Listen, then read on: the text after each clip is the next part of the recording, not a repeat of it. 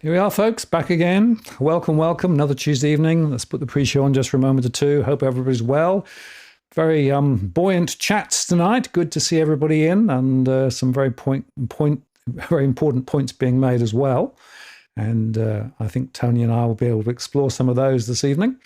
Very important conversation, and what is really going on, trying to sort of figure out the the theory versus reality, the propaganda versus what's perhaps more relevant. And I think we'll get some quite interesting points and questions, hopefully, as well. So that'll be good. Just before I get the show started, let me just give you a view of the dogs. Meteor sort of, well, half in and half out, so we might zoom out slightly. The dogs have had their walk. They've had their dinner, so they're sort of sitting here just waiting in a sort of hopefully quiet sense, although if somebody comes to deliver it to the door, that could be different. And here's a view of the studio. Tony is teed up ready to come in over there. You can see that. We've got the multi-view as normal. We've got the chat as normal. We've got various other things going on.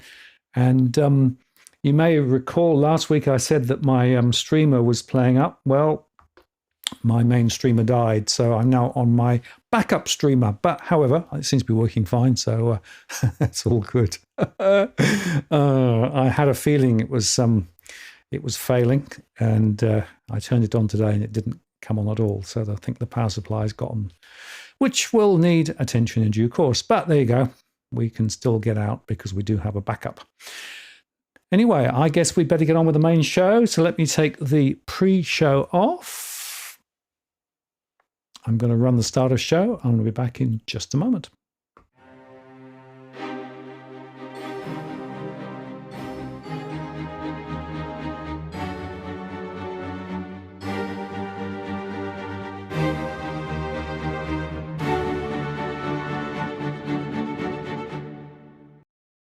Well, good evening. Welcome to this live stream on the 17th of September, 2024.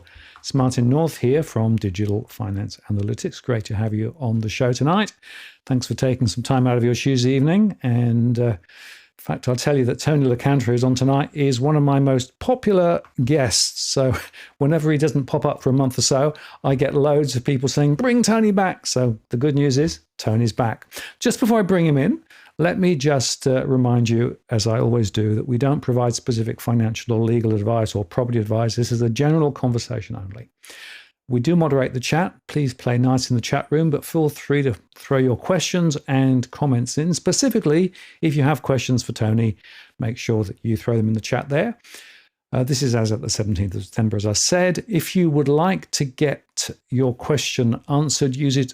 If you use @WalkTheWorld, that puts it in my queue, which means I don't lose it because the chat sort of rolls off the top of the page. And also I've enabled Super Chat, which means that if you'd like to make a contribution to what we're doing around here, or indeed get your question to the top of the list, you can do that via Super Chat. We do that because it helps us to cover some of the costs. We don't do this for profit. We do this because we think there's a really important conversation to be had, specifically at this time, so many uncertainties. And, what I'm trying to do here is to provide different context and perhaps help people to understand a bit better what's going on.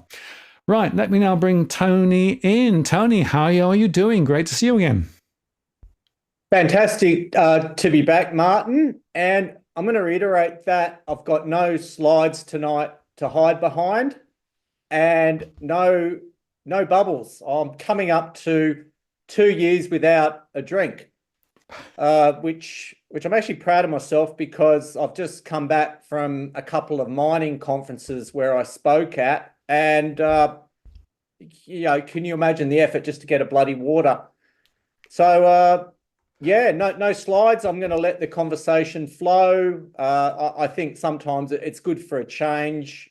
And where do you start with the slides? So much to discuss, but it's been certainly a interesting time during this quiet period. I've focused on my health and my diet, and my partner's cooking the perfect pork belly. Finally, we've nailed the recipe, so that I'm looking forward to that after the show. And hope everyone's well. I do occasionally read the comments, and I noticed that my backward swimming fish seem to attract a lot of attention. So anyway, looking forward to an informative show. Excellent. Yeah, absolutely. And it's funny, isn't it, how some things attract a lot of comments, like your fish going backwards, but that's fine. It's just the way that fish do sometimes, right? That's it. Hi to Ronald as well. Great to see him on. Well, look, there's so much to talk about, but I call this show something maybe some people will say is a little surprising, insofar that, well, you know, we've got the situation where markets are at all-time highs. I mean, if you look at the, let's put this up. Let's go there. We put this one up. The S&P ASX 200 just hit an all-time high again. We've got the S&P 500 in the US, all-time high. So you would think that from that perspective, you know, there's nothing much to see. The question, of course, is, well, why is that?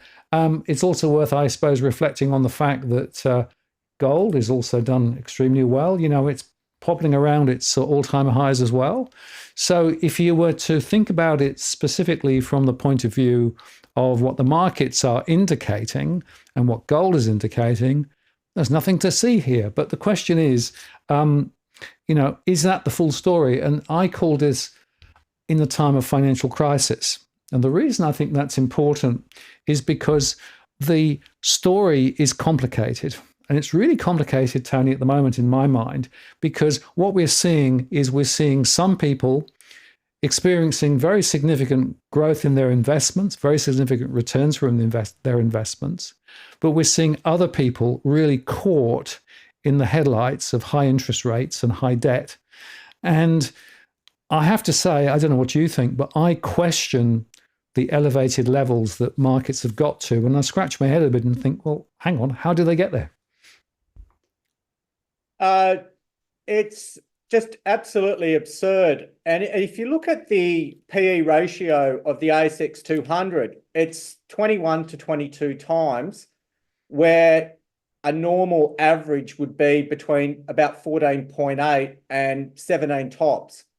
So essentially on the PE ratio, we're well overvalued, and you have to go back to 2000 to see anywhere near this absurdity on the ratio. And I look at Commonwealth Bank when it went through $100 like a dodgy Vindaloo and up to $143. And I have to laugh at the trailing PE ratio is 25 times now. And it's trading on a dividend yield of about 3.25%. So that's on trailing earnings, it's 25 times. Bank stocks, traditionally 14, 15, if they're lucky. Even the great stock that can affect everyone's finances, Nvidia, is only trading on about 55 times. So this is pure money flow. This isn't a new paradigm. Didn't someone say in 1929 that stocks have reached a permanently high plateau? I think that dude's name was Fisher. And guess what? Every bubble throughout history has ended. And when you think about it, these levels are well out of the norm, and markets actually tend to correct back to the norm and then overshoot to the downside. And you only have to go back to 2022, June, and PE ratios were about 13. So the Australian market, yes, overvalued. How long can it remain overvalued? Well, that's anyone's guess, but geez, the market really, it's as vulnerable as an AFL contract or a hotel ironing board. That's the way I see it. And you know, I look at some of our stocks trading after Nvidia tanks, and I'm saying, well, someone's been forced out of a great company because this AI chip manufacturer in the States, it's getting far too much attention. And I think markets will correct. They always do. And you only have to look at the Dow 41,666 thereabouts has reached another all-time high. So the way I see it is dividend yields now look as though they'll fall below term deposits. So why would you risk 20 to 30% of your capital for 3% dividend yield in a bank when you can get 5 in a term deposit. So I see that shifting.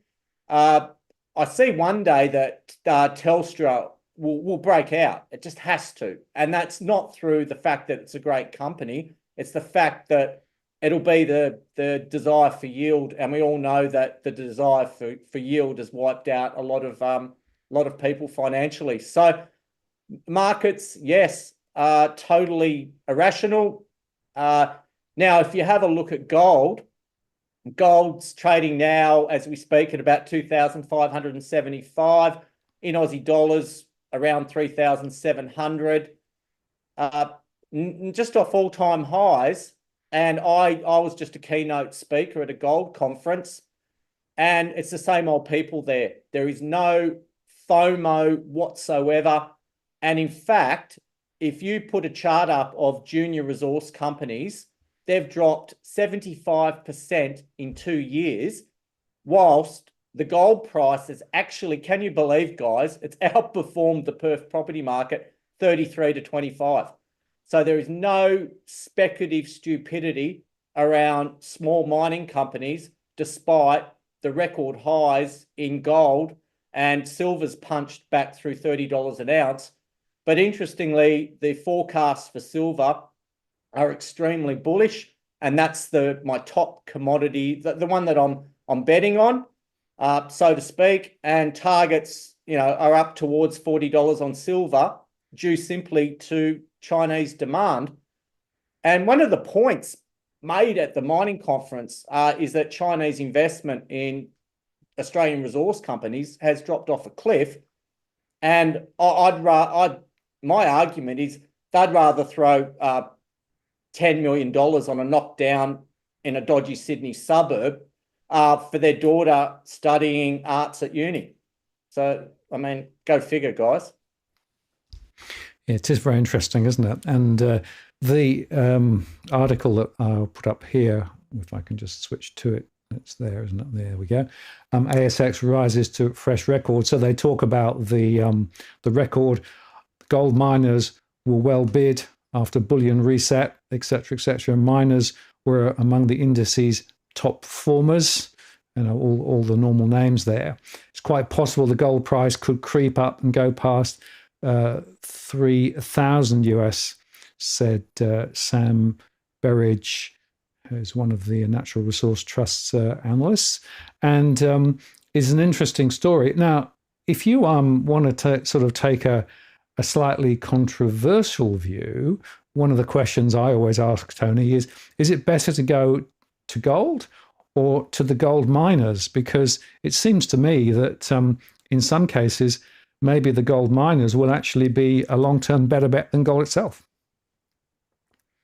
Absolutely. And that was rammed home at the gold conference. So, I lost my video. Your video's just dropped off. Did the plug drop out? Yeah. Yeah, I thought, I wonder what the hell was going on there. Very few technical issues.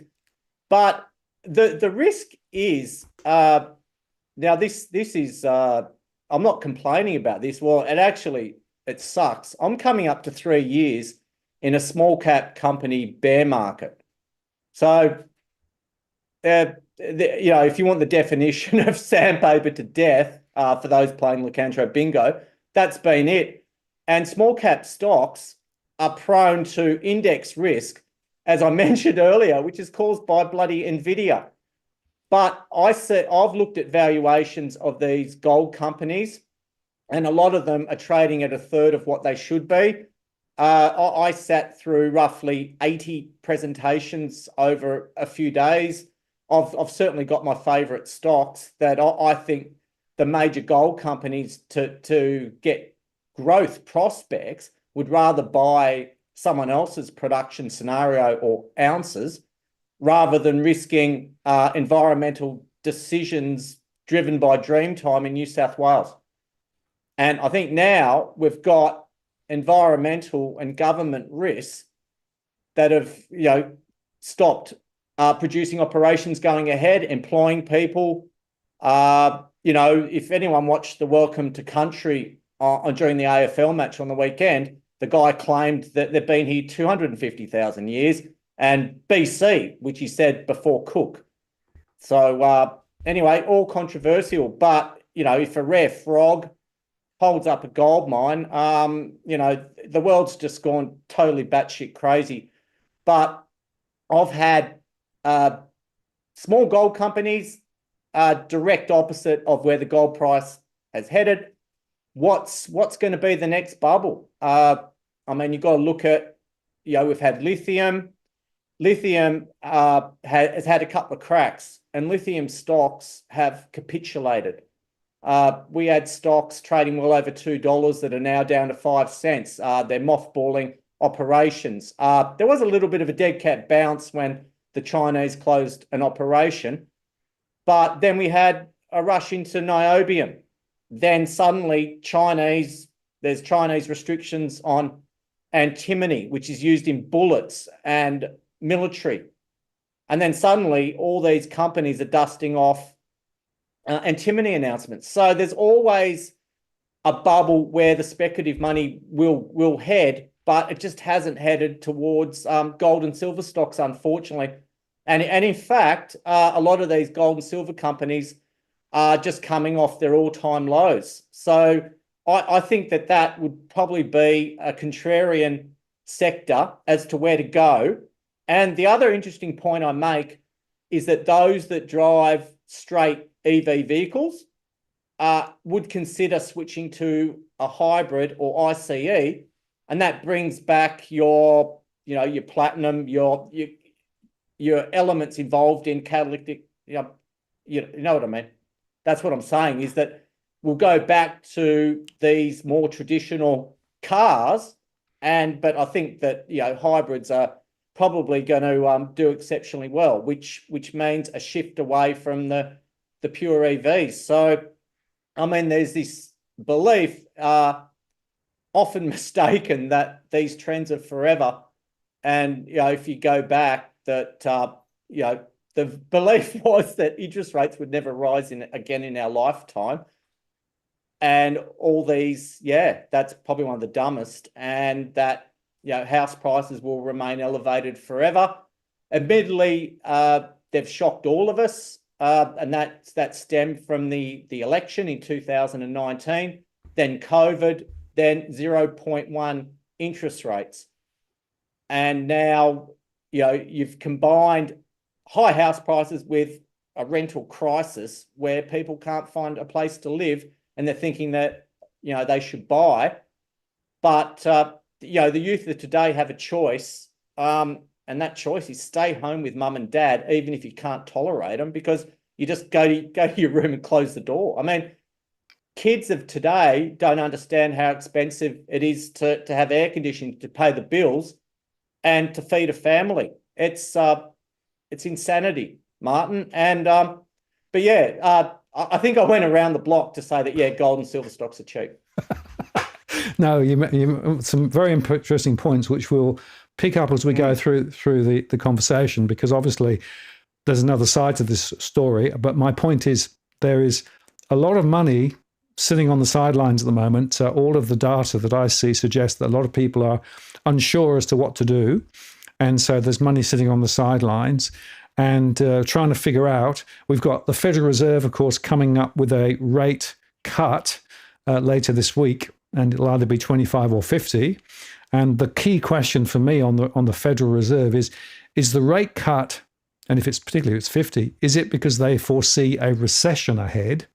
Now, if in fact the US goes into recession, that means that those overvalued stocks are way overvalued, because of course that means that future earnings will be less severe, less generous, as it were, which then begs the question, is the Fed trying to sort of cut off a recession? And there are some people who are saying the US is already close to a recession. There are others saying, no, this is just a minor adjustment and they've got plenty of time.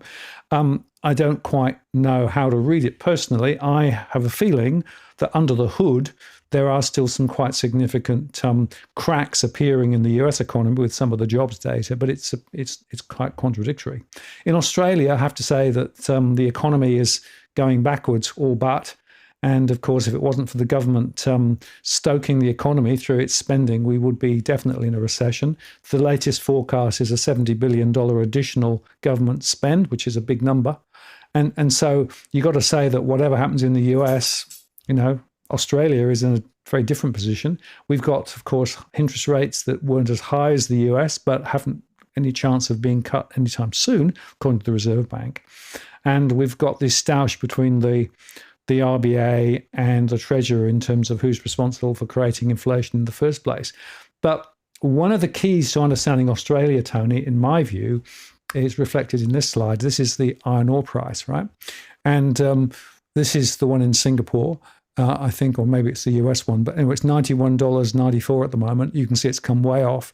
And they're now forecasting lower iron ore prices. Now, iron ore is such a critical commodity in terms of supporting the Australian economy. And of course, the demand is coming off because of China. So when I think about the US situation, recession certain or uncertain, Australian situation, it looks to me as though a recession is almost certainly likely with the iron ore price going where it's going. Oh, we're cooked. Put a fork in it. And I know this is dragged on. I know viewers will think, well, they're just saying the same old things, but you're never going to time these events. I look at the US. There is so much risk, and I think that markets, to some extent, will factor in an interest rate cut. And unfortunately, interest rate cuts aren't good for financial markets. And I think that there'll be a correction, and it could be a prolonged bear market. And finally, you've had the S&P essentially driven by 7 companies. Admittedly, some of the broader market has rallied, but yeah, markets is going lower. In Australia, I just think we're in a precarious situation where the consumer is going to stop spending, and this JB Hi-Fi just seems to have bucked the trend. I mean, I know Harvey Norman is facing enormous headwinds, and they're slowing up, but I mean, JB Hi-Fi and the good guys who they took over, they're just smashing everyone, and that's through a combination of the service and the products they provide. So I don't get it. I can understand why things are slowing down, because all this pressure, and as far as I'm concerned, we've had this consumerism binge, and I think that's all gonna come to an end. People will realise that you don't need to buy a car with these entertainment systems.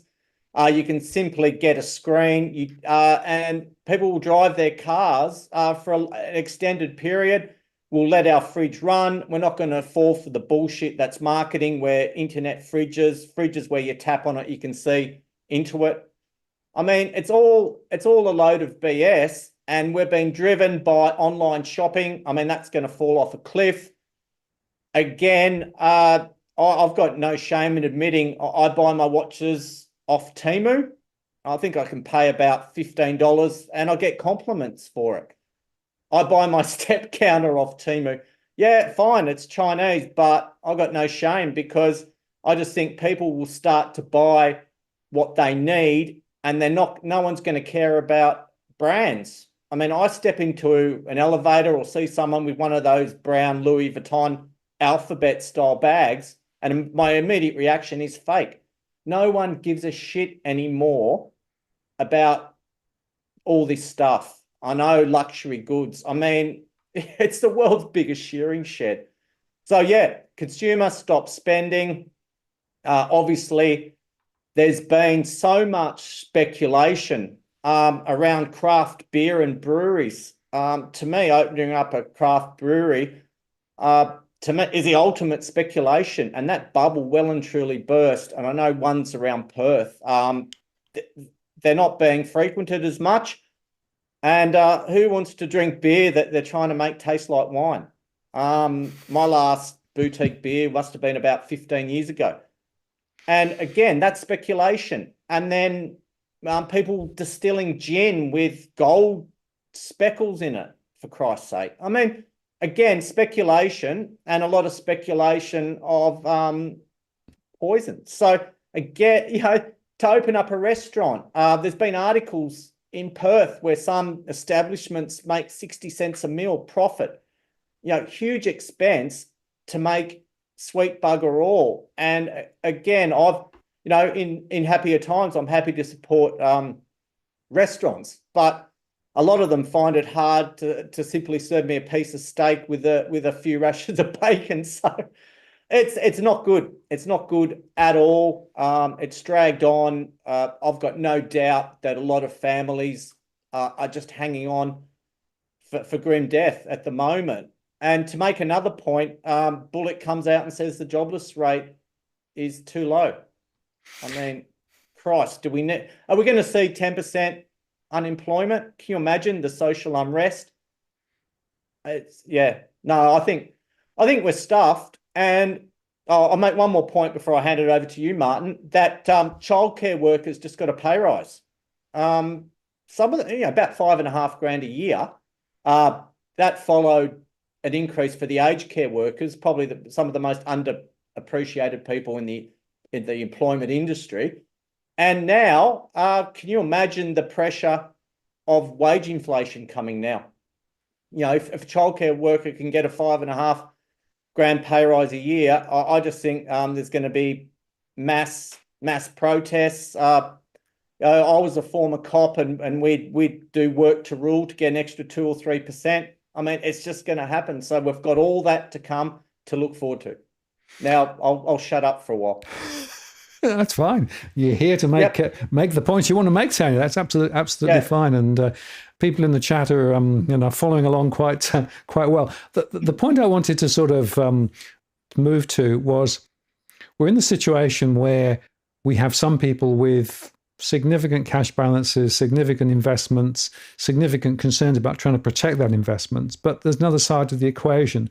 And in fact, this article here, which was one that came out very recently, was talking about the rise in risky mortgage customers and how that could dampen the bank party. You made the point earlier on about the big four were driving the index higher.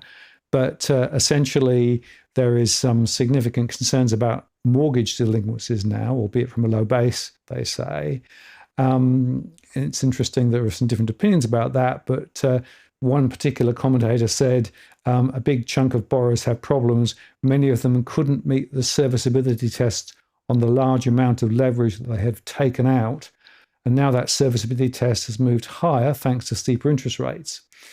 The banks bent the rules, and official data showed that big bank provided serviceability exceptions and waivers were about 9% of mortgage flows last year, more than double that of the smaller banks and double the pre-2020 levels. So there's a little bit of extend and pretend in all of this at the moment.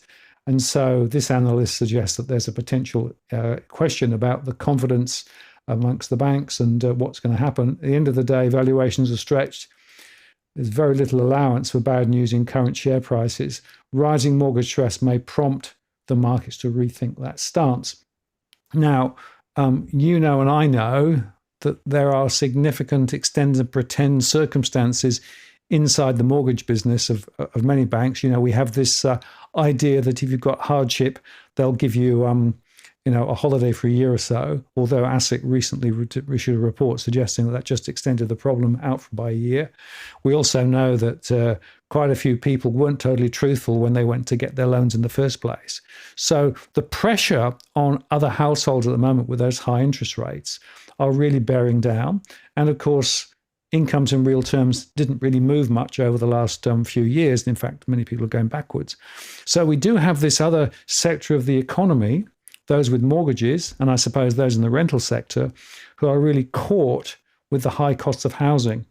And is this bifurcation between those in the, fortunate position of having plenty of assets and not feeling the problem, and those who are that worry me, because I have never seen so much contention between those two camps, because this mortgage question isn't going away, and therefore the banks again are overvalued.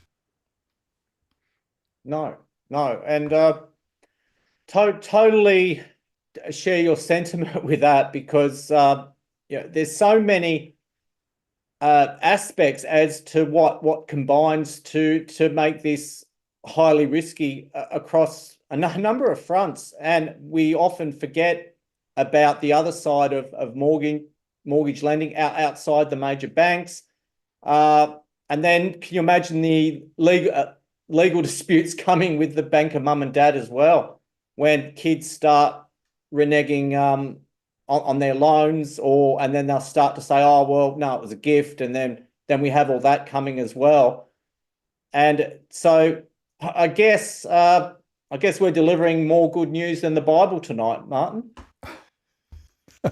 Well, I'm trying to be a realist here. And that's why I said, financial crisis, what financial crisis, right? Depends where you are on this spectrum between those who, have assets and are probably worrying now about how to protect those assets in an era of uncertainty, because as we argue, those share prices are very elevated. AI blew them through the roof, and other things too. The banks are overvalued. So where do you seek shelter in a time of uncertainty? That's one reason, perhaps, why gold is where it is. Although a lot of that gold is being bought by, for example, China, who's trying to sort of buttress themselves against the dollar strategy. But you've got other people who really have nowhere to run and are very much in the middle of it. And it's fascinating to me that some of these issues are now starting to bubble up. This was a slide that I saw.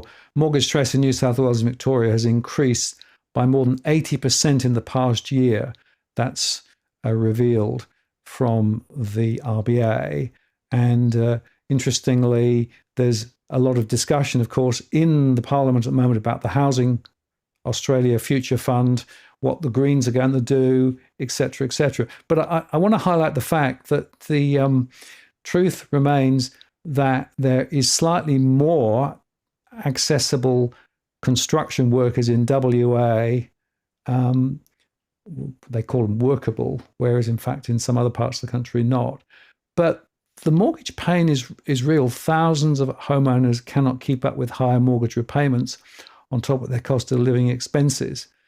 And that's the sort of the contention that we've got. So trying to make sense of all this is very complicated, because we've got a complicated environment. But a lot of it's been created, frankly, by these policies. I see you're flickering again. Have you got your main? Yeah, I don't know. Have you got your main? Have you got your mains power on? Yeah. I remember you did. I don't know what the hell's going on. I'll just close it and then come back. All right. And then I don't know. That's okay. I don't know why it's doing that. Okay, no worries. Well, we'll if you disappear, we'll we'll make it up. Oh yeah. Oh, what a pain in the ass. Yeah, and I put it down. I'm going to look at the human side of a family struggling. If they don't have the energy to take out second jobs, or they don't have others to lean on, or they don't have a windfall coming, things aren't going to change for a long time.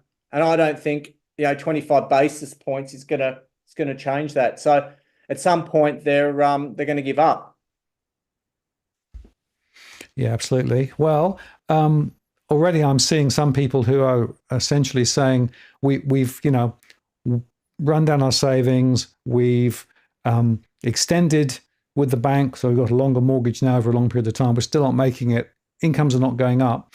And I will just make this point. This is actually another slide that really shows some of the distribution of the story here in terms of what's going on with the inflation, of course, eroding real disposable income. Income tax, very, very significant for many people. Net interest, of course, being payable as well. It's not quite such a big impost actually as the income tax. And then, of course, on the other side, you've got labour income, which is a significant contributor, and other net income too, particularly from investments. But in real terms, a lot of households have been really going nowhere. And the problem with these average stories, Tony, is that they tend to give you an average view across the Australian landscape rather than looking at individuals. And unfortunately, individuals are in very different states of dress or undress at the moment. One of the things that I'm seeing quite often when I speak to them and through my surveys is that the real pressure, which has been building for 3 or 4 years, is now beginning to come through. And you made the point earlier on about them getting extra jobs. And it's interesting that some did, but I'm also now seeing in my surveys, some people who got extra jobs are finding that the hours that they were working are being reduced. Yeah. So it's harder now to find a way out of this. And then, of course, we have... Especially with financial pressure and how you're going to keep your family afloat. It's like the second part of a migraine headache. So you get the bad vision, and then you get this background headache. And that's what people have to live with. And this is every bloody day. And no wonder they turn to alcohol and drugs. So we've still got all of that. It's just nothing really to look forward to unless you're comfortable, unless you've planned for it. And I know that a lot out there are doing quite well. But yeah, this flicking screen though is annoying the crap out of me. Is there anything you think I can do about it? Well, the only thing I suggest you could try dropping off Zoom completely and reconnecting and seeing whether that works. All right, I'll do that. Yeah, okay. So, folks, we're just going to have a temporary hiatus here. Yep. I'll just go up on here. I'll leave and then... see whether we can solve it. Don't you just love technology? Let's wait for Tony to come back in again. And while we're doing that, I just want to put this slide up, because this was an interesting observation in terms of the current story on oil prices, because in fact, oil prices have dropped, prices at the pump have dropped. And what that means is, of course, that some people are finding a little bit of relief from that. That's because oil prices are down. The interesting question is, why are oil prices down? And the answer is, of course, that there is less demand than there was. Demand from China is down a little bit. The US production is extremely strong at the moment. It's as strong pretty much as it's ever been. And the result of all that is that we end up with, the price of oil down quite a lot lower than it was. And in fact, a lot of the estimates were that it would actually be quite a lot higher. So the people are changing their tune now. Now, Tony's not come back in yet, so we'll just see whether he does make it or not. Whilst we are talking about the oil price, I'll also make the point that there were some storms, particularly down and around the US, which caused a few problems. Right, I'm just going to bring Tony back in. Let me just put this other slide back up.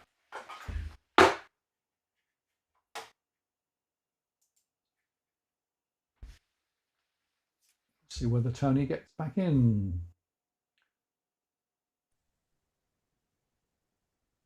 Right. I'm back. You're back.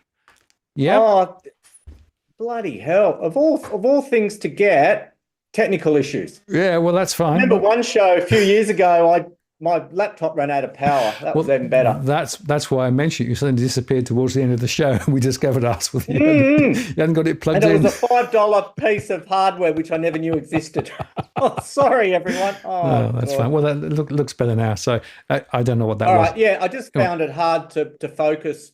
Anyway, now we're good now. Okay, I was just talking about the oil price, Tony, because oil prices are down quite a lot at the moment. And in fact, I was talking to Edwin yesterday, and Edwin was saying, well, maybe the government should have gone to the election now with the oil price where it was, because that might be the only glimpse of opportunity that they may have. But it is interesting that the reasons, of course, are to do with the oversupply, particularly from the US. They're exporting dramatically, lack of demand from China, and therefore the oil price is lower, despite the conflicts in the Middle East and all those things. But what I was finding interesting was when I was talking to people in my surveys, specifically around the cost of living, the costs of the fuel, petrol, gas, whatever you want to call it, has gone off the radar.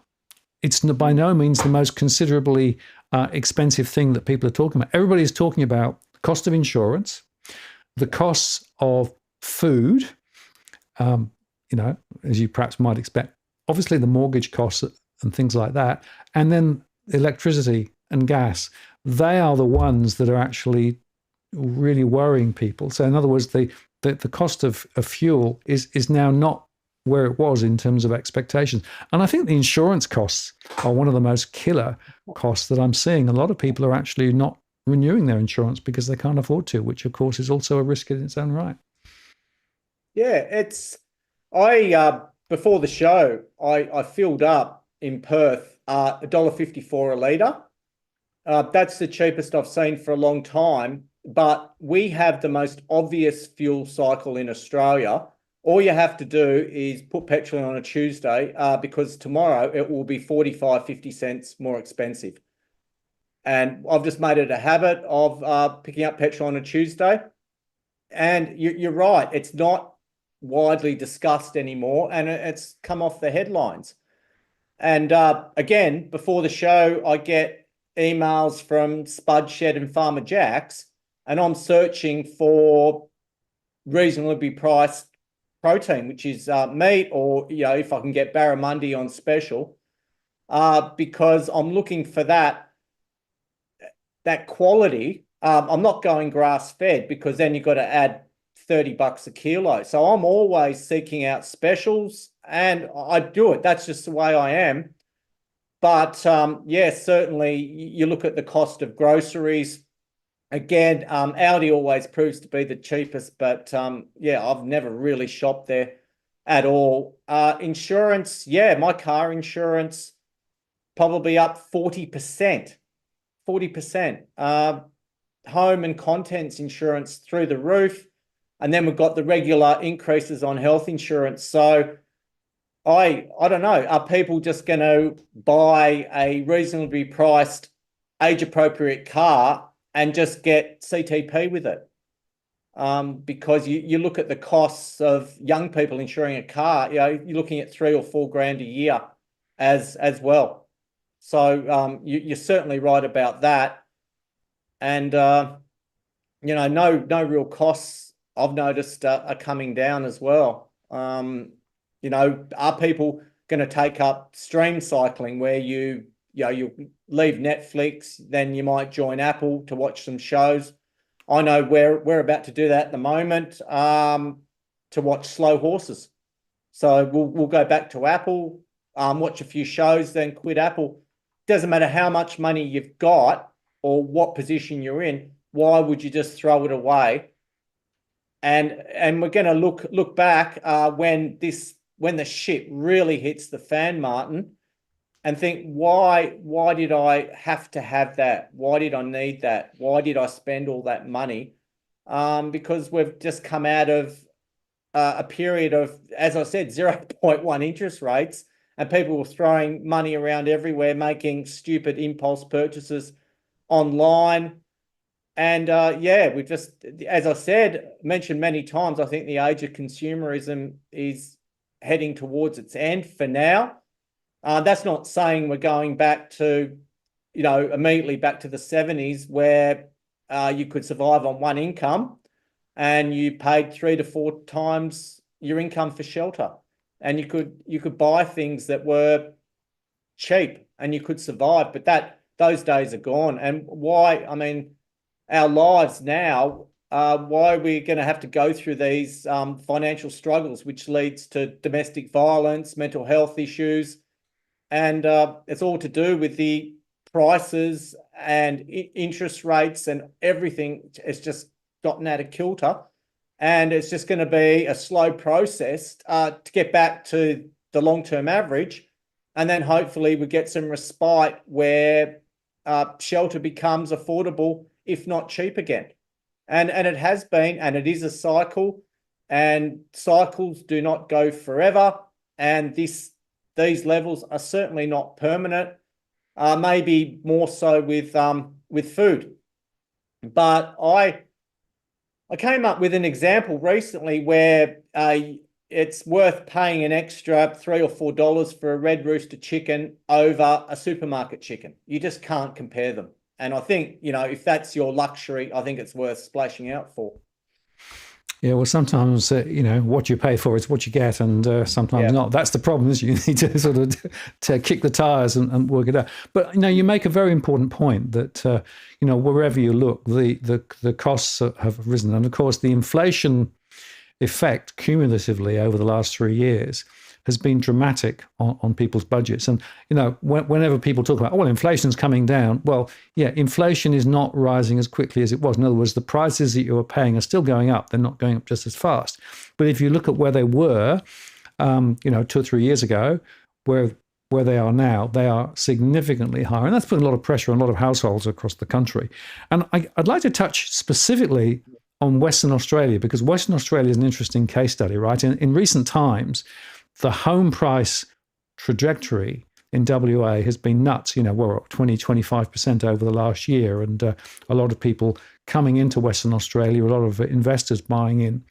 And one of the interesting ways of looking at this is on mortgage stress. So I have a chart here, which I'll just put up now. This is actually the mortgage stress for Western Australia. And I want to make the point that even in WA, there are significant hotspots where there are a lot of people struggling, not least in the high growth corridors, a lot of new home land packages, a lot of people who are leveraged up.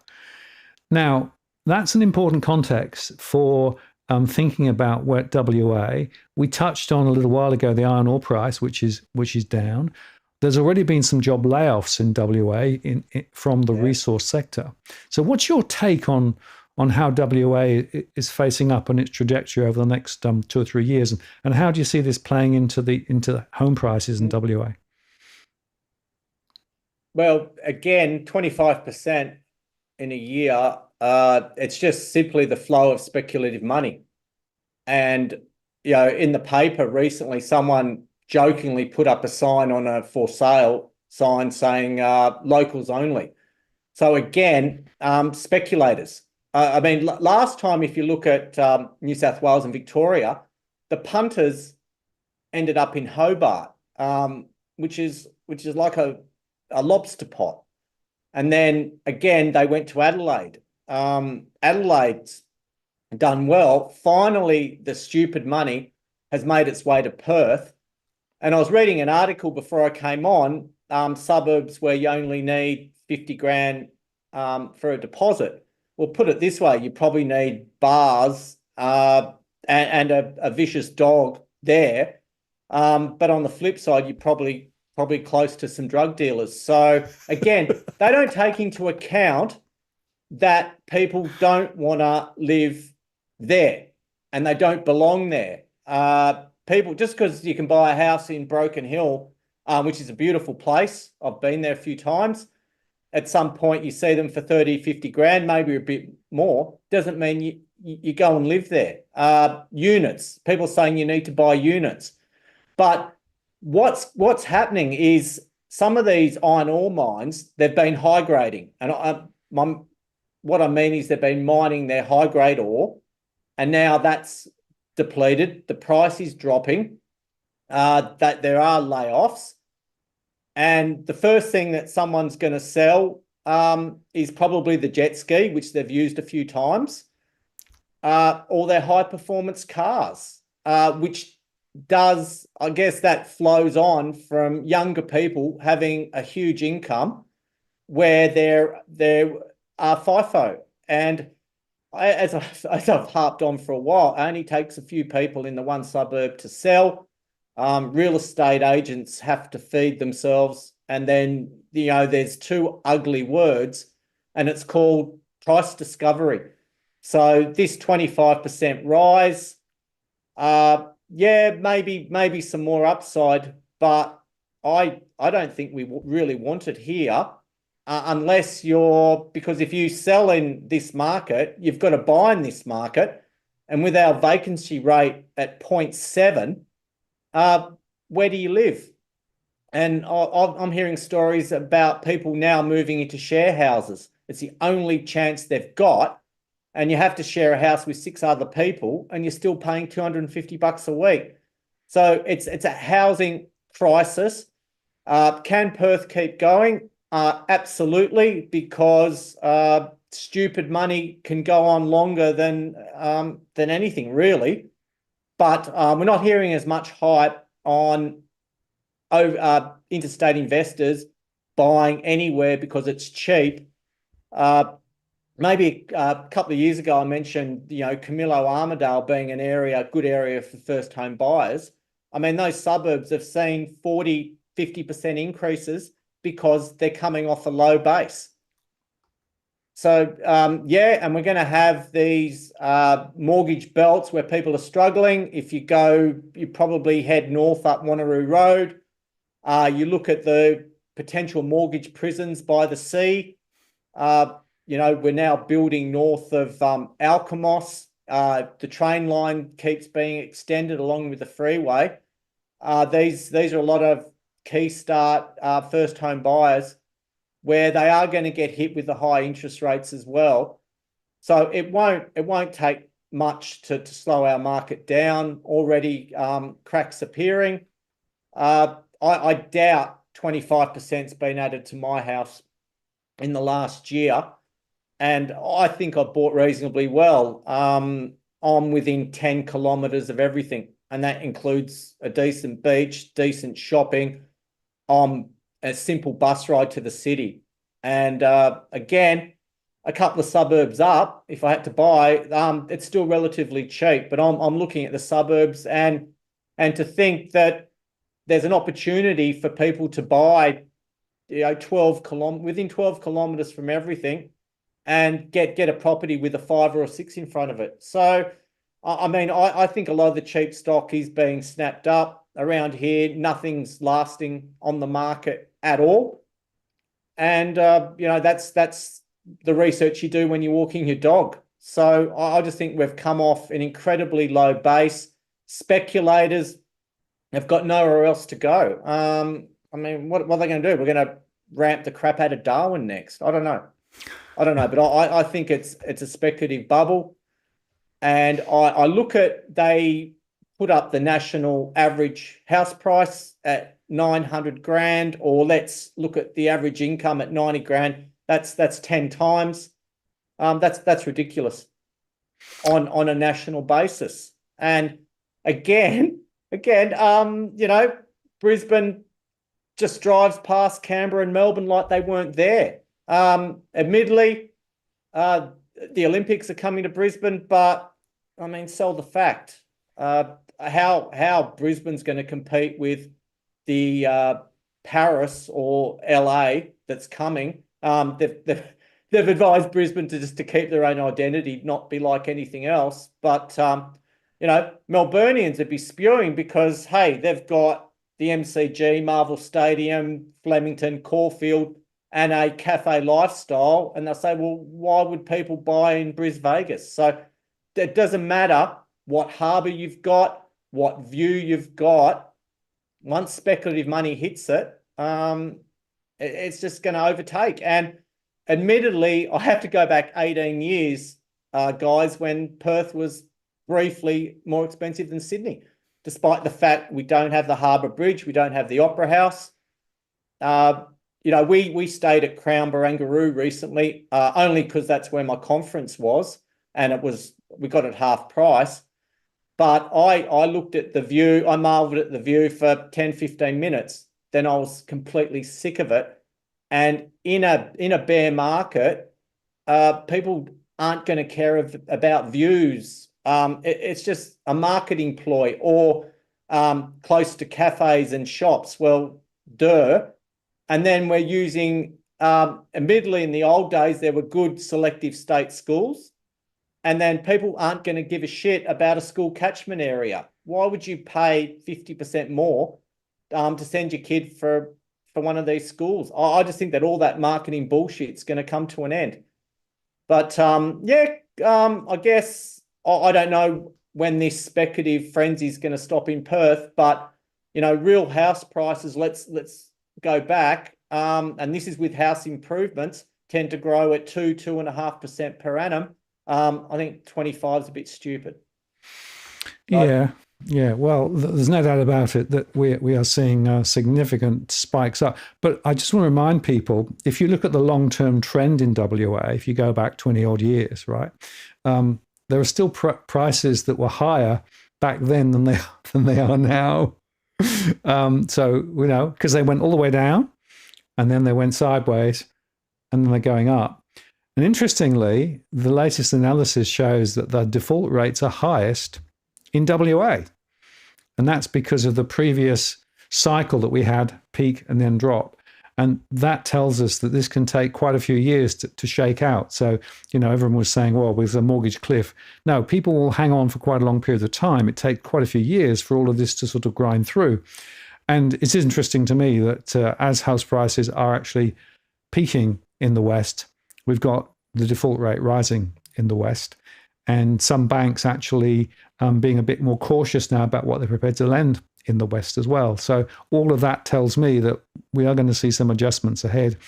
And I think the root cause of it will be the resource sector, again, pulling back. And of course, that's been the story of Western Australia for a century plus. Boom and bust. It's been the boom state, and then it's been the bust state. Yeah, and I guess if you're a McDonald's worker working in outer Western Sydney and you want to get yourself on news.com because you've only got 25 properties, you need 28, of course you're going to buy in cheap WA suburbs. So then, you can have a story written on you. The day I see a current affairs programs where mums are pushing prams, flipping gold and silver stocks, it's time to sell.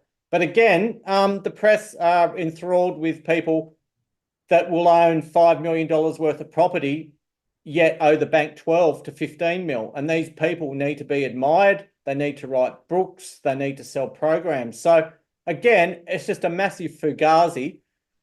And I'd rather WA not be boom bust.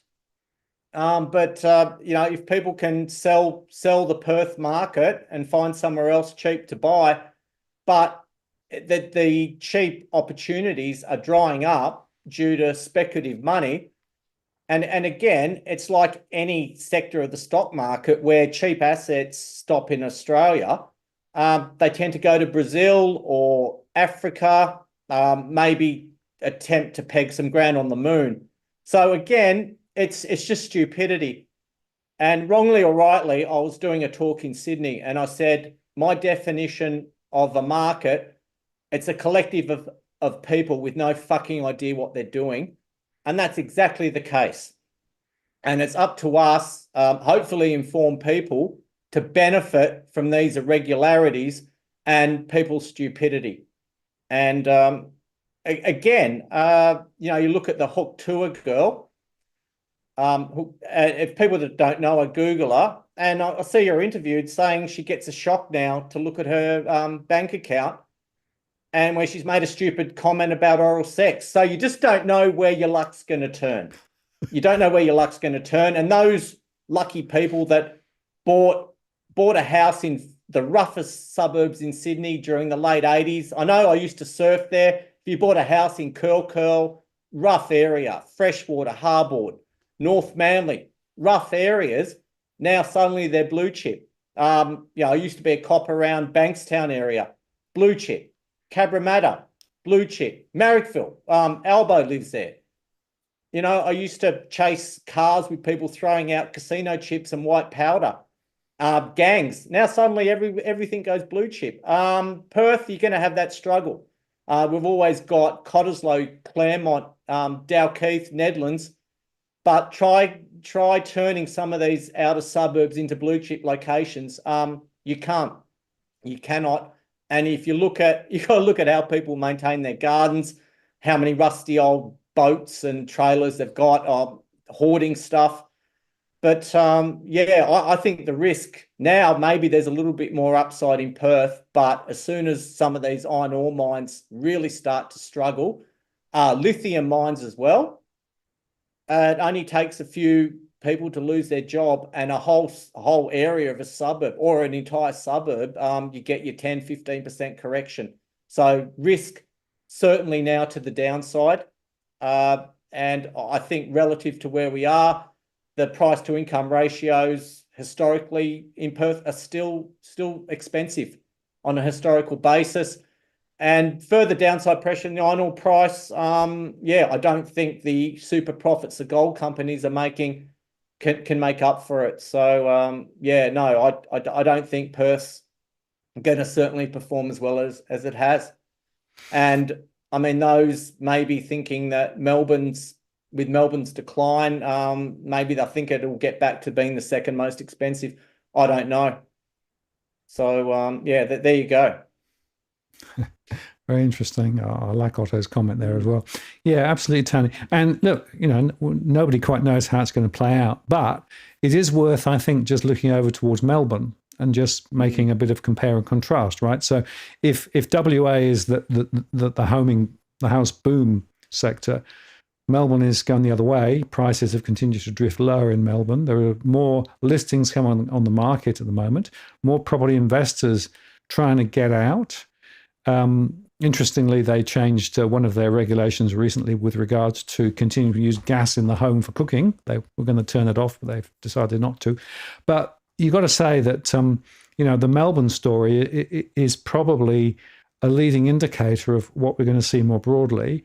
One of the factors that I see quite often in the Melbourne context, though, are people in the rental sector who are saying, oh, well, maybe I should now get out of rentals because rentals are still rising, in terms of rent costs, and buy property. But what they're then doing is they're buying some of these outer suburban properties, the lemon properties, as I call them, and then they find themselves leveraged into an asset that actually is not going to go anywhere much.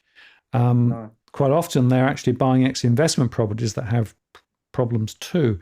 So to my mind, the Melbourne property market is a really good primer for what could happen more broadly across Australia as this sort of high pressure, high interest rate environment, which we're going to see stuck with us for some time, plays out.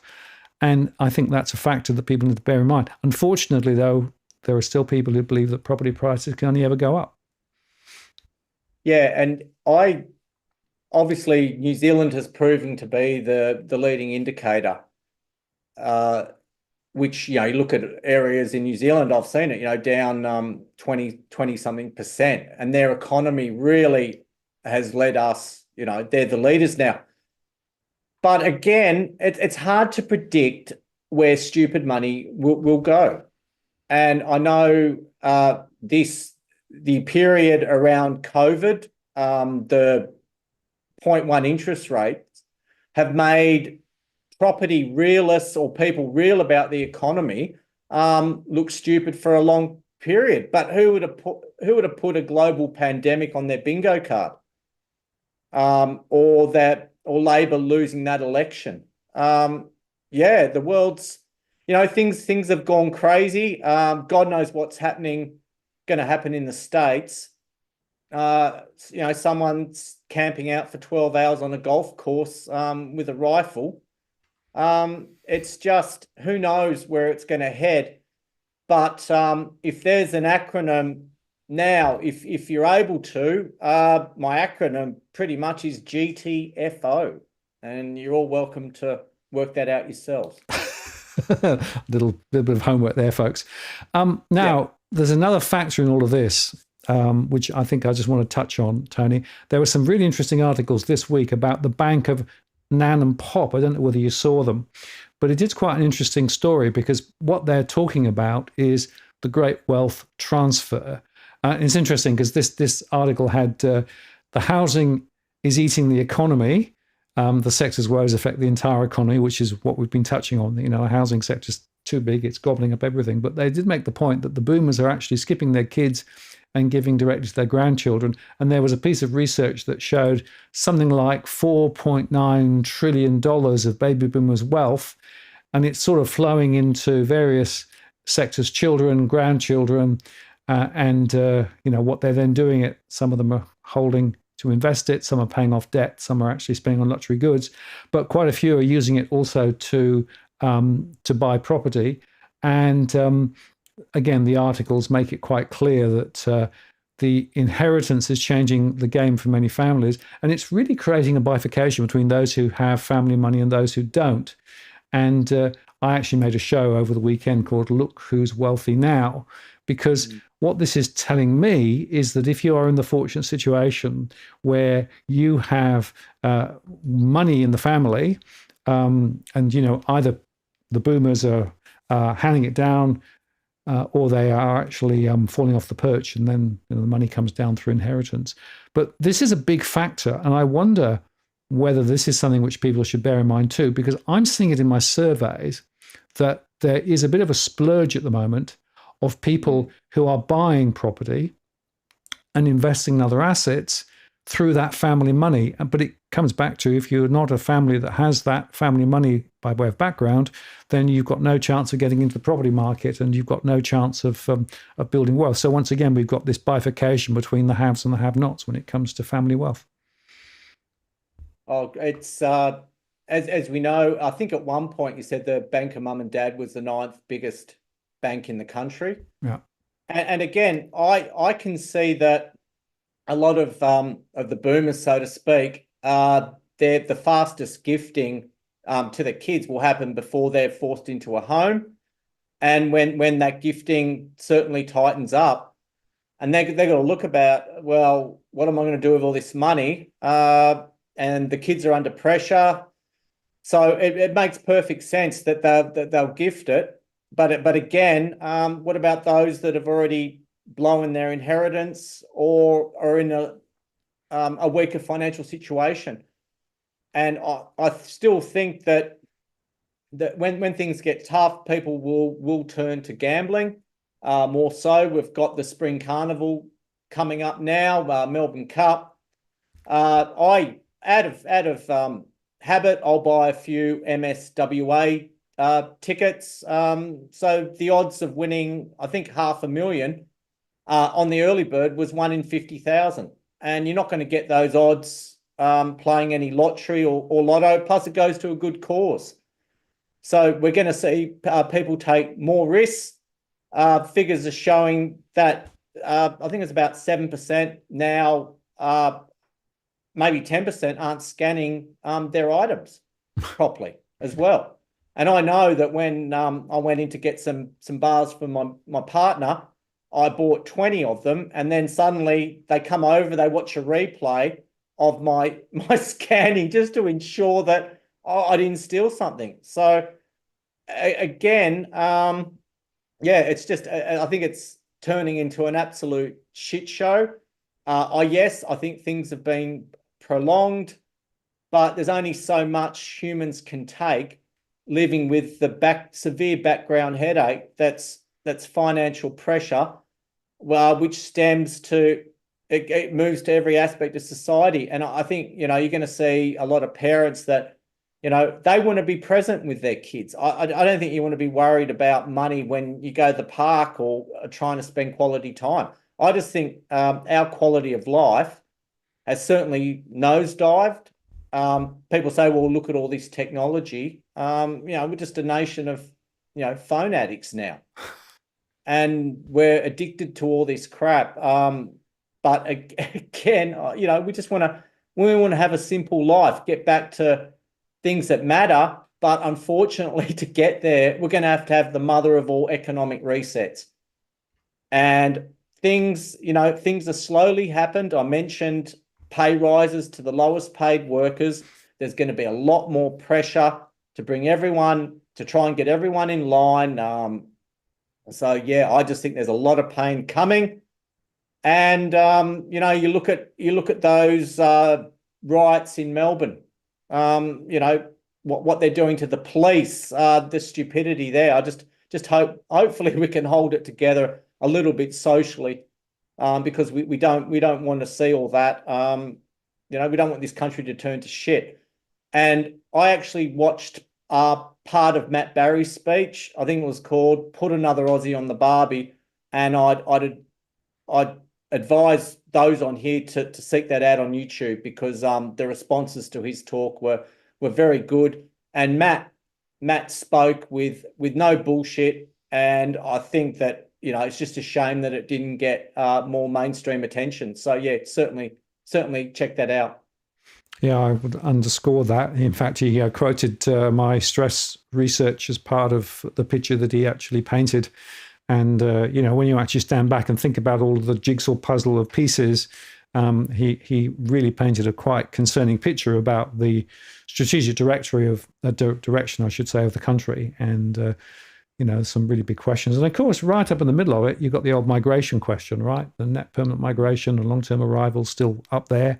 And so that's the reason that we haven't got a recession is ultimately because of the fact that the migration has remained high, much higher than long term. And you can see there now it's going on for longer than the dip down. So anybody who argues that we're just making up for lost time are missing the point in terms of what happened through COVID. We got a lot of people coming into the country.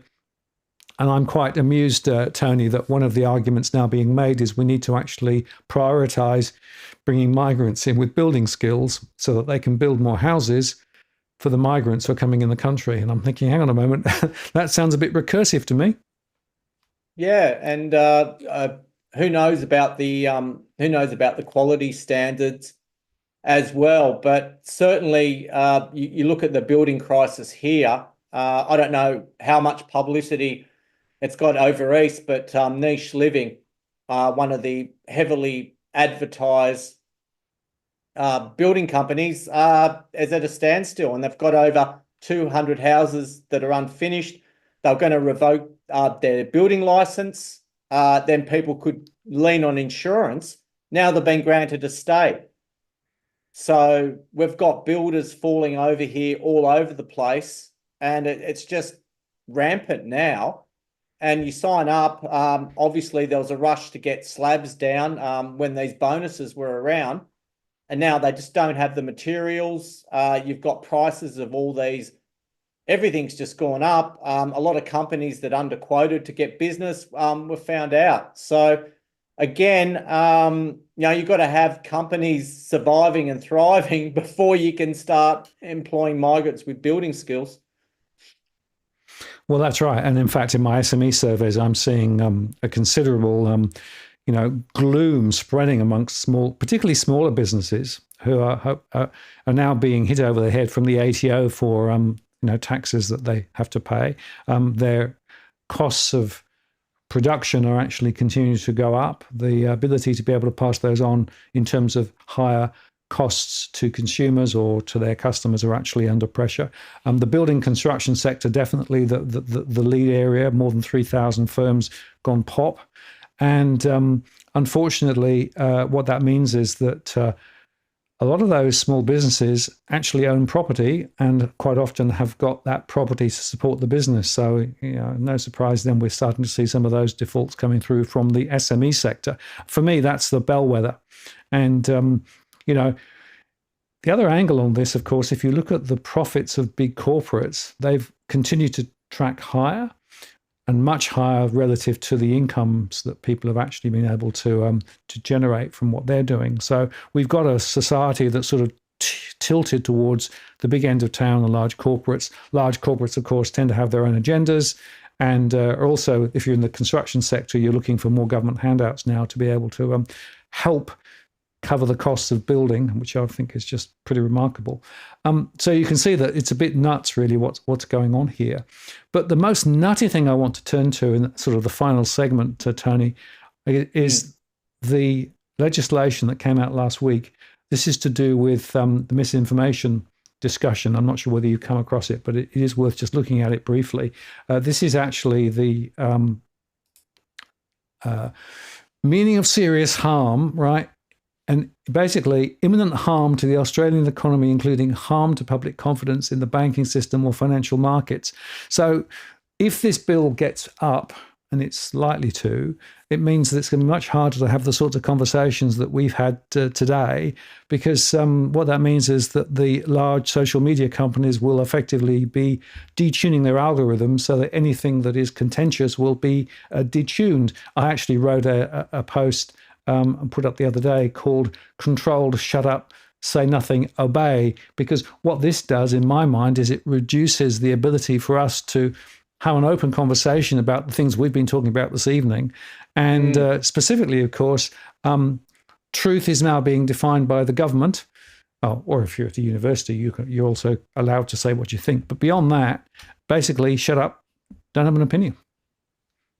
Oh, yeah, WTF. All right, well, that's the end of my career then. But yeah, what can you do? And I just had a flashback to The Big Short, where Steve Carell says everyone's walking around like they're in an Enya video. And that's exactly what's happening. That's exactly what's happening. And that I guess that sums it up. We're delusional. We're led to believe that things are going to stay these prices forever, that everything will be okay, that the government will bail us out. Look through history. No one's getting a bailout. No one's, apart from big corporations. And again, at topic, yeah, financial crisis. It's in slow motion though. It's in slow motion, and I think you got to treat every family's balance sheet as a company. There's lots of pressures. I know a lot of a fair chunk of the population aren't doing too badly, but again, they're going to be affected when there's higher levels of crime, when they're paying more for insurance, when they're scared to walk out at night, when you got to look at a lot of domestic disputes. They don't discriminate with how much money you've got. Doesn't matter if you're loaded. There's still violence, intimidation, and unfortunately murders. So none of this discriminates. And I look back at that interview with James Packer, and you look at his life, all his pressure, all that money, those yachts, the buildings, the casinos, Mariah Carey's rack. It did not bring him any happiness at all, because he's been through mental issues. He's suffering mental health issues, and physically he wasn't looking his best. If you saw him again in the Lachlan Murdoch on Australian Story, that he looked a lot better then. But he's saying, look, I'd rather be rich than poor to some extent. But again, it just doesn't discriminate, and we can all have bad luck in life. That's why you've got to focus on your mental and physical health. And whilst I've had the toughest 3 years of my career, my attention's focused to trying to, my mum's in a dementia ward close by, and I visited her a few days ago, and I can tell you what, I just don't want to end up there. So I've got to do everything possible to stay out of that, to remain mentally alert and mobile for as long as I can. And I can tell you, all the bullshit we've been fed on diets and drugs and all that, I'm pretty much doing the complete opposite of what we're all told. And that's it. And I've never been fitter. I found a doctor that agrees with me. He told me that I can have more than one egg a day. I don't have to cut the fat off chicken. And my, I don't know, research it, guys. Research HDL relative to triglycerides. Don't believe all the crap. And if you're worried about having a heart attack, get a CAC done. But stay healthy, because a healthy person has millions of wishes. A sick person only has one. Yeah, very good point, Tony. In fact, we made a show some time ago specifically on your transformation, which is remarkable and very interesting. We've got a lot of coverage for that, and a lot of people were saying, wow, this is important. And it's worth, just as an aside, highlighting the big pharma story, because the thing that's going on at the moment, particularly in the US, of course, there are a lot of overweight people there. We've now got big pharma effectively selling weight-reducing drugs to those very people that have been blown up by the high fat, high sugar, et cetera, diets that people have actually been on. Yeah. And the thing that I always come back to is you got to understand what the true agendas are here, right? Big Pharma isn't out there just to make your life better. Big Pharma is out there to make money, right? a lot of money. Well, yeah, that's right. Move the goalposts, change the levels. Bang, take a friggin' statin. I mean, I could go on about this for days, and no doubt with that new bill, if that bill gets through, then this program's going nowhere. Oh, well, that's right. Logan said, contrarian will work. Yeah. Look, the fact is, I think it's important to question. And one of the things we try to do here on the show is to put some information on the table, kick it around a bit, and try and highlight the fact that maybe some of the things that people assume to be the case aren't necessarily the case, and that's always a good experience. Remembering that everybody who is saying stuff has a particular point of view. We have a particular point of view, but what we try to do is to perhaps be a little bit different from some of the mainstream in terms of how to think about it. So as we come to the end of the show, Tony, last quick question. If you're somebody with some financial assets behind you, what's the right strategy at the moment to sort of try and protect what you have inside this environment where effectively markets are overvalued, there's a lot of uncertainty, rates are probably going to stay high in Australia, maybe come down elsewhere? And the other side of it, if you're somebody who's got this huge pressure on you in terms of the financial pressures, the mortgage pressures, and all of those things, how do you tackle that? So let's look at those two groups and maybe get some reflections on if you're in the first or the second pool. What are the things to think about? Well, no one's. The majority are scared of taking risks. Why? As I mentioned on Commonwealth Bank, with that dividend, it's backwards PE. Take 5% in a term deposit, and if you've got too much money, spread your risk. But look at if a bank owns a bank, so separate it. But you're going to have to do a bit of research. I pity that poor woman in Brisbane that won 100 mil. Good luck trying to keep that safe. Those struggling, either find someone to live with, think that living with your parents is kind of cool, because generally the parents would probably like to have you there.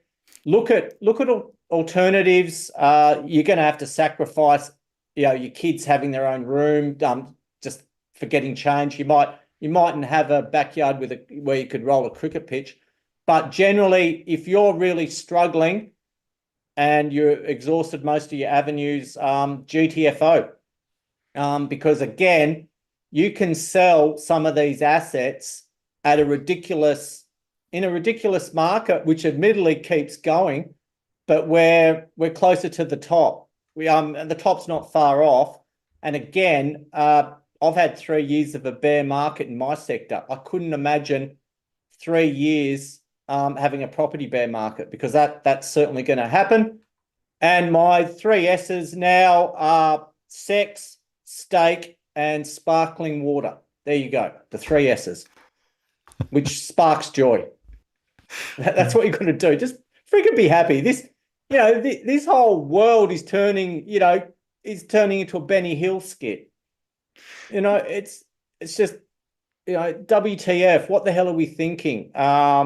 Just don't break the law, be nice to people. That's it. Just get on with shit. You got a once in a lifetime opportunity to cash in a winning lotto ticket if you can just sacrifice. There's opportunities around, and it's a seller's market, and it's the window's still open. But who'd have thought that the window would be this much open for people to take a financial windfall due to stupidity and irrational exuberance? So that's my closing argument. Absolutely right. And it's just worth reflecting on the fact the global debt bomb continues to tick bigger and bigger. They're going to sort of probably, Australian debts continue to rise, both public debt and private debt. We saw significant upticks there. The US is in the same position. China. So around the world, we've got more and more of the debt. So underpinning all of this stupidity and uncertainty is this debt story, which can't really be unpicked. And what that basically means is that we're going to continue to muddle along in this mode. But I think for individuals, it's very important to get informed and to think carefully about, where things are and where things might play out. And Tony, I think some of the points you've made tonight are really, really important. It's about looking after your own health and those sorts of things. That's really, really important. And then also being a little cautious and careful, because I don't think we can see the stock markets continuing to shoot higher. They're more likely to perhaps go sideways. September, October tends to be a wobbly time anyway. So watch this space when the Fed does. And then the other point, which is I want to come back to, you can go through periods when, even with all your best endeavors, you're still in the middle of a bear market. So these bear markets can go on a bit, can't they?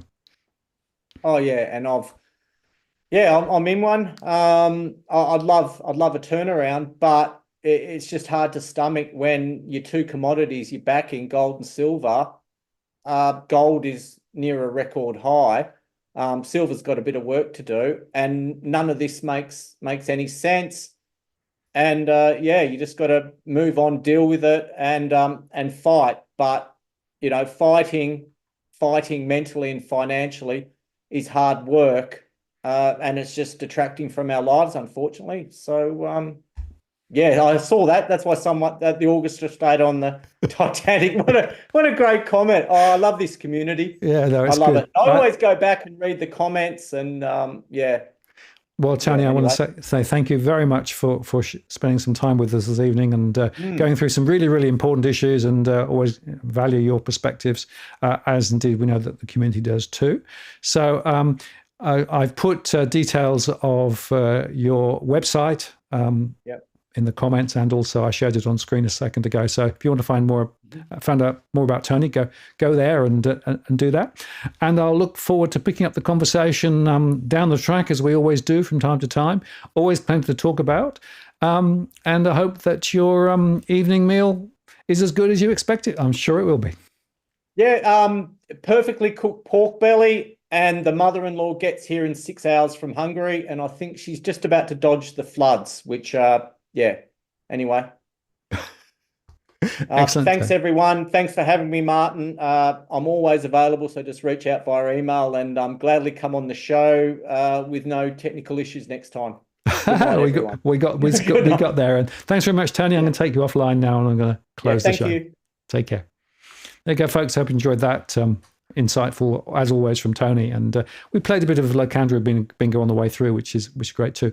Now next week I've got a special show with Edwin, and we're going to go through some of the specific examples of recent property inspections and show you some of the faults and defects that we've seen, and try and work out from there what is the quality of construction in Australia, what are the things to look out for if you're buying property, and we'll show you some videos and things like that. Following week, Damien Klassen will be on with his market update. Anyway, thanks very much for spending some time with us this evening. The dogs are still in their baskets. They have hardly moved all that time, so that's good. And they'll be ready for the next walk very soon too. So I'll go and give them that walk soon. But anyway, I want to say thank you very much for spending some time with us this evening. Hope you found that useful. Please like and share. Check out our other recorded shows we publish every day, and the live shows are done on Tuesday evening. And check in for next week's live show. This is Martin North from Digital Finance Analytics signing off. We'll see you next time. Take care. Bye.